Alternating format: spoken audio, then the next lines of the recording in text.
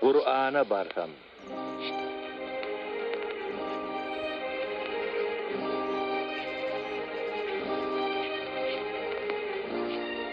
Işık kanatı yayıp asmana uçun.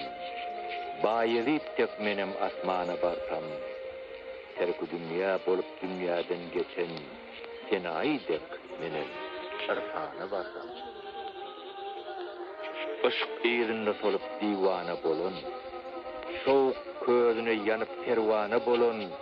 Meyhanada içip mesana bolun.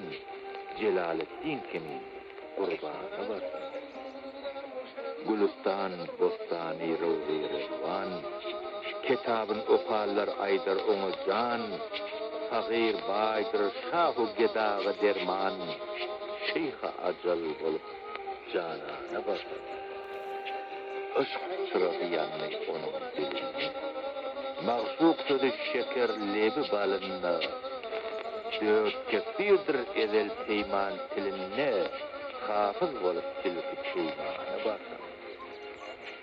Camiyel nameri yine Mevlevi, Sof Allah yar Hoca Ahmet Yasavi, Mahtum Guli, Nizamiye Gencevi, olur kimin sayra zavana basar. Gül sahibi, ruh cesetten içmaka. Acıl gelip adı şerbet içmeke, bütür işin kalam ellen kaçmaka, kalamdan dur döküp Kur'an'a basar.